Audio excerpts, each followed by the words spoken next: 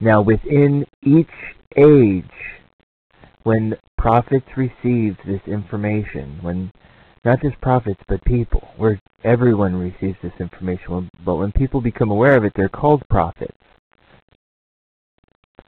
Some are called psychics. Some are called visionary and conduit for the divine and extraterrestrial messages, as Marshall Vian Summers describes himself. There's many different, what about in Star Wars, when he's communicating with Obi-Wan Kenobi, he's about to destroy the Death Star. Use the Force, Luke. That's what I'm talking about here. Trust in the Force, Luke. That's inspiration. Every religion is based on it. And every religion basically now says, ours is right and yours is wrong, and no one else can ever receive divine information.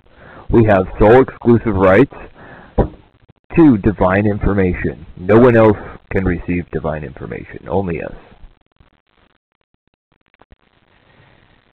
But within each of those religions that have been formed, religions and mythologies and all of the costumes, they're all costumes of the same phenomena, the same spiritual experience.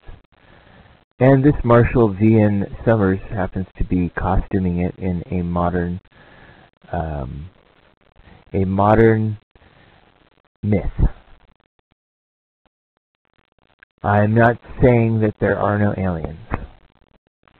I'm not saying that aliens haven't communicated with him, or whatever you want to call them. What I'm saying is that what is happening is to us all, on an individual level and en masse, is greater than we can understand as human beings. We costume the event, we filter it to fit our understanding of reality. But what's going on is greater than even our interpretation of the information. Every time the spark of divinity comes through the ego is the portion of the self that limits the self so that we can have individual experiences and experience time in sequence in physical reality. Every time that information comes through that ego, which is useful in manipulating physical reality, it's not bad. The ego is not bad. Anything overemphasized has destructive results, but the information that comes through from the invisible realm, the divine realm, the source, once it's communicated through the ego self, it becomes distorted. That's why we always question this information. But on some level, it seems to resonate with us. The two sets of briefings, what went on with the first Back between to Coast the to Coast. second, Marshall? This is Tangent Talk on Revolution Broadcasting. Between the two, of bringing out the briefings themselves, and I had several other books that were in the process of being published as well. And so there was a gap, an interesting gap, that I think allowed me and the first people to read the briefings to really begin to digest what they were saying, because though the briefings are very clear and easy to read, they contain an amazing amount of wisdom. And the wisdom that they're presenting us is really telling us what life is like beyond our borders. And if I could take a moment to perhaps give the listeners a picture of what they're describing. They describe life in the universe as, and I quote them here, as a competitive environment on a scale you cannot imagine. Which means that there are settled worlds, and then there are races such as those intervening in our world who literally live in space. They do not have home worlds. And there's commerce that's both legal and illegal going on within our local universe. Well, it's happening here too. And it's happening here too, as above, so below. And they coined the term the greater community, which doesn't mean that everyone is united and together. It's just more of a greater community of intelligent life, representing races at all levels of evolutionary development, technical development, spiritual development, psychological development, and so forth. And here we are, a kind of maiden world, what they call an emerging world, and we don't know very little about the neighborhood into which we are emerging. And I think there are many people today who feel a connection with this greater community. They have an innate spiritual connection. They're connected somehow to the whole phenomenon of contact. And I know many of your listeners probably can relate to this.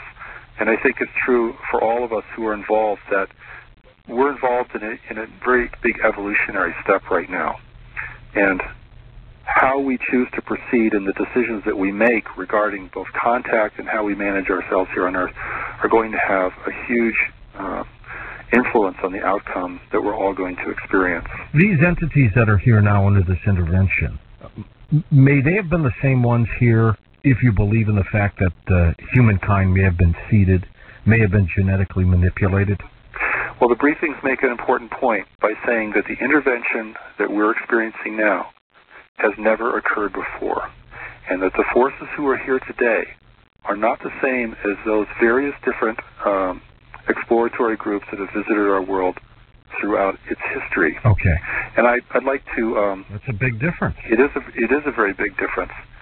And so what we're dealing with now are aggressive and exploring races, resource explorers fundamentally, who position themselves as spiritually enlightened and technologically advanced and benign because that's what we want and expect from any race that we might come in contact with.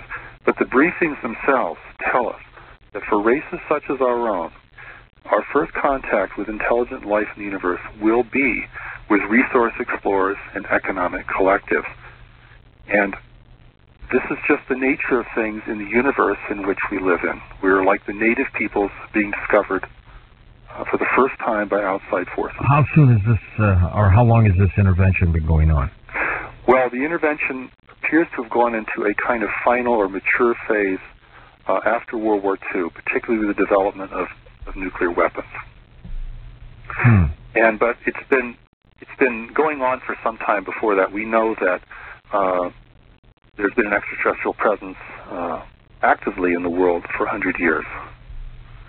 And so, since World War II, according to the briefings, this has gone into what is called the mature phase, which is this is the phase at which the intervention will try to establish human bonding, and it will try to establish a physical presence in the world that is permanent in order to take advantage of the dilemmas that humanity is facing right now. And this is very important in terms of the timing of this extraterrestrial effort in our world, because we're facing great waves of change. We're facing resource depletion. We're facing environmental decline. We're facing immense problems in how we're going to provide for ourselves and our ever-growing population in the world. And these problems are throwing humanity into ever greater risk of competition, conflict, and war. And for a very small intervening group to gain ascendancy here, it is necessary for the strongest powers in our world to be weakened and to be thrown in conflict with one another. And so the weaker that we are, the more we're in conflict with one another, the more depleted our resources become, the greater the power this intervention has to present itself as the saviors of humanity, as the one power that can save humanity from itself. And this represents the agenda, according to the briefings, of this extraterrestrial presence that's in the world today.